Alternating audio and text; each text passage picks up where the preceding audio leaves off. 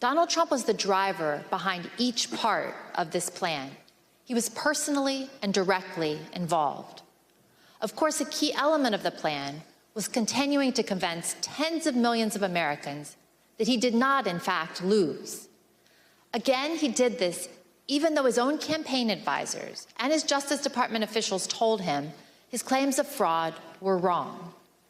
In this video, you'll see that even when top law enforcement officials told the president his election fraud claims were false, he still repeated the claims in the days and weeks that followed.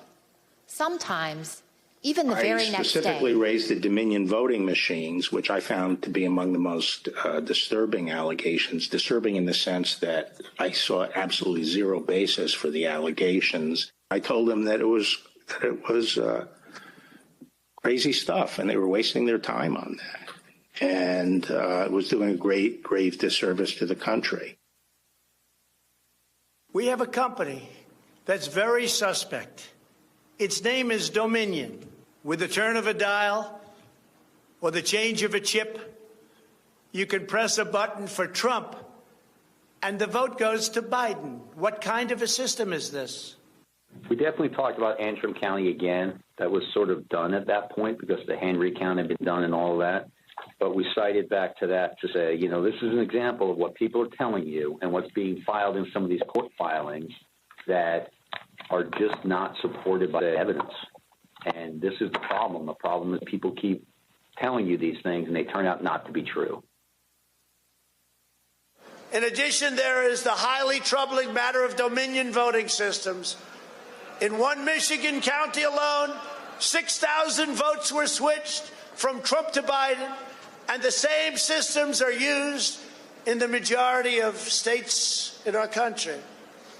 I went into this and would, tell them how crazy some of these allegations were and how ridiculous some of them were.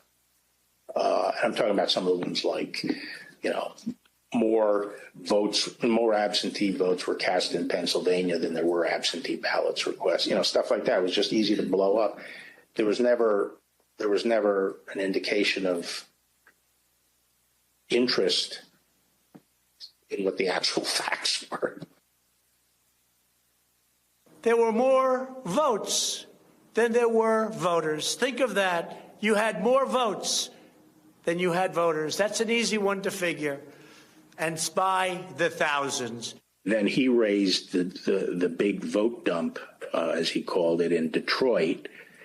And that, he said people saw boxes coming into the counting station at all hours of the morning. And I said, Mr. President, there are 630 precincts in Detroit, and unlike elsewhere in the state, they centralized the counting process, so they're not counted in each precinct. They're moved to counting stations. And so the normal process would involve boxes coming in at all different hours.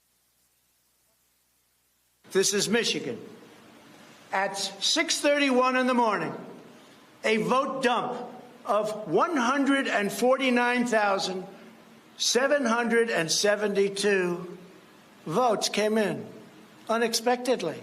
With regard to Georgia, we looked at the tape, we interviewed the witnesses. There is no suitcase. The president kept fixating on this suitcase that supposedly had fraudulent ballots and that the suitcase was rolled out from under the table. And I said, no, sir, there is no suitcase. You can watch that video over and over. There is no suitcase. There is a wheeled bin where they carry the ballots, and that's just how they move ballots around that facility. There's nothing suspicious about that at all.